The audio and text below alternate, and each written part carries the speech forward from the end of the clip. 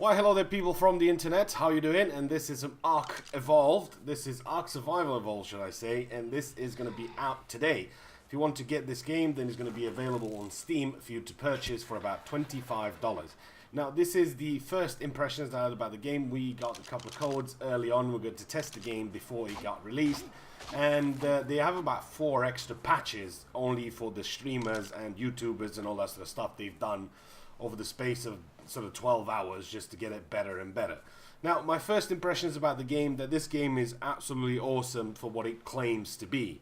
It's really, really cool, the stuff in the sort of things that you could do in the game.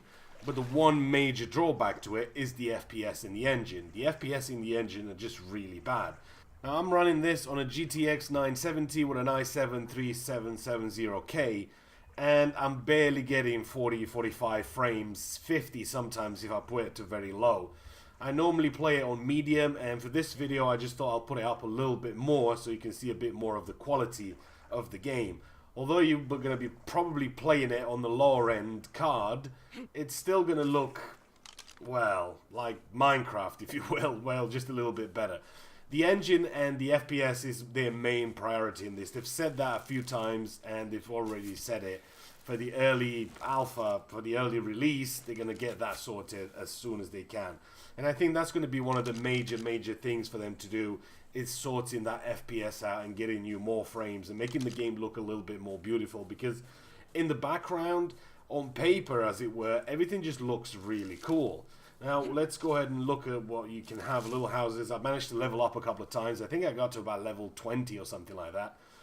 There's a couple of things there where you can craft sort of gunpowder. You can craft all sorts of recipes if you want to have a gun and you want to have... Well, the first gun that you actually get is going to be a flare gun, which you'll get at level 10.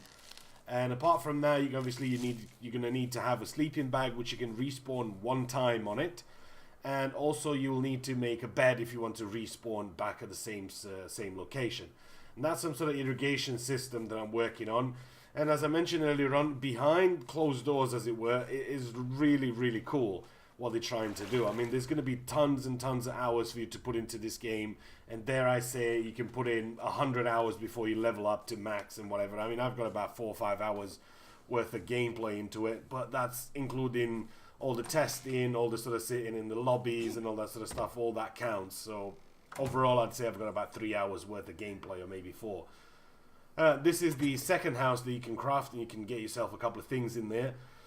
You can craft a wooden one, and then eventually you'll probably go to the metal. I haven't discovered those yet because you need to progress and you need to upgrade your character throughout the world. Now, how do you upgrade your character? By collecting stuff, by killing dinosaurs, by collecting resources.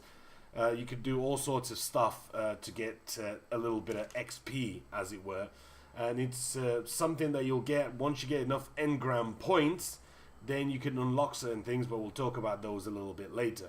As it is for the game, it is really a good game at heart, if you will.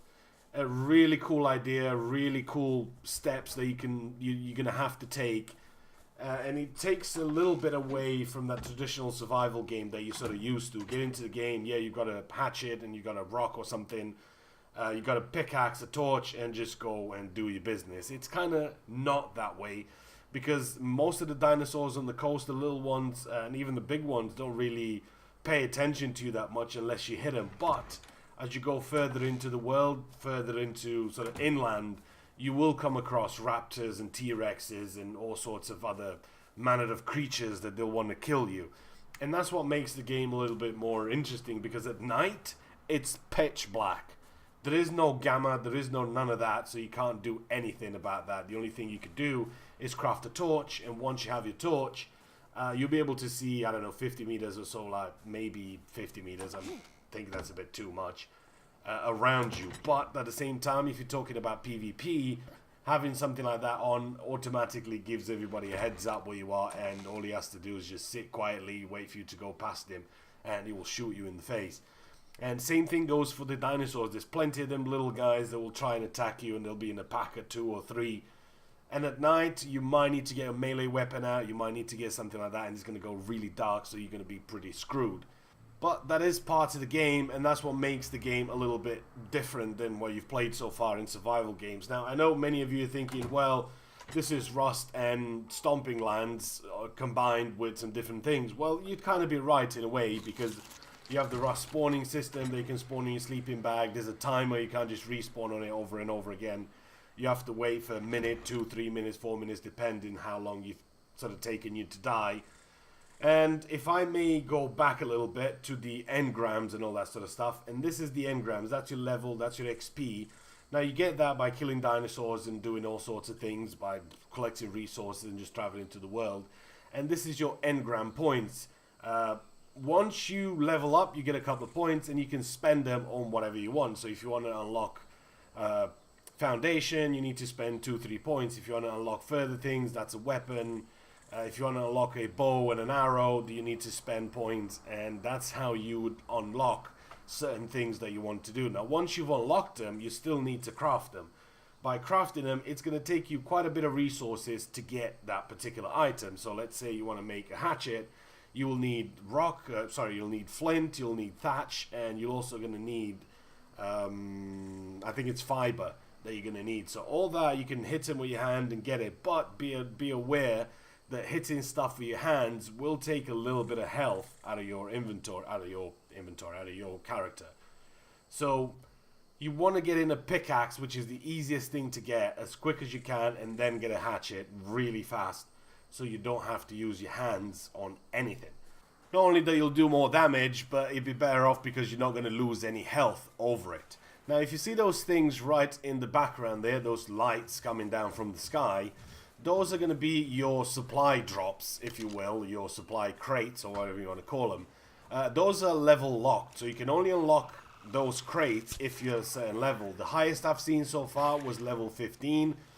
Luckily enough for me, there was a little bug that you could kill those sort of turtles with spikes, I don't know what they're called, and they would sort of hit you back, but they wouldn't do no damage. So I managed to get to about level 20 by just killing a ton of those, and now they patched that, so no go, unfortunately, anymore. But we're going to go and see what's in there, and you can find all sorts of stuff in there. You can find bows, you can have crafting materials, you can have materials already done for you, and that's going to save you a lot of time, because if you're finding, say, a stone pickaxe, you'll find a hatchet, maybe you'll find a bow and arrow in there. That's going to save you a lot of time, and you can just keep on crafting just the arrows, which again, it's going to take you a little bit of time to get, because they're going to need all sorts of things for you to get them. So let's just go ahead and get there and see what we can find. And through the magic of the internet, we're nearly there.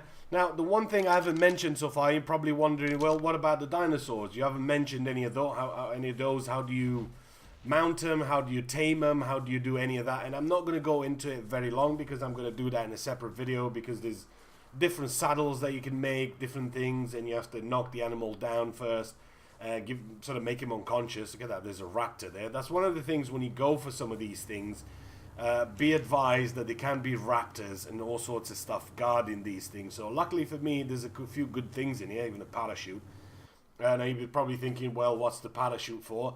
Well, if you want to jump from somewhere and you have it equipped in your inventory, you can press 1 to 9 or whatever, and you'll use a parachute so you don't take any fall damage. And there is plenty of high places you can get to, and you wouldn't be able to sort of land back on the ground. So having a parachute, it's something handy. You can craft it later on down the levels. Now, if I go back to the dinosaurs, once you've knocked out a dinosaur and it is unconscious, now is your time to start taming it and claiming it for your own. Providing you have the right saddle and you can tame that dinosaur, you can put the saddle on him, and also you can put enough meat in there for you to tame him. Once you've tamed him, you can claim him for yourself, or you can claim him for the clan. Now, there is no such thing as clans. They're calling it a tribe here, but let's just, for the sake of the argument, call it a clan. Once you got a dinosaur, you can share that between you and your posse. You can share your houses with everybody. You can share a lot of things with dinosaurs. You can have spawn points. You can have a lot of things for your friends or clan members to spawn on and join and have a bit of fun. So if you made it this far into the video, then you probably would have your mind made up by now if you're going to pick this game up or not. Is this going to be for me, or should I wait another couple of months before they get the FPS and the engine and all that sort of stuff ready? That is completely up to you.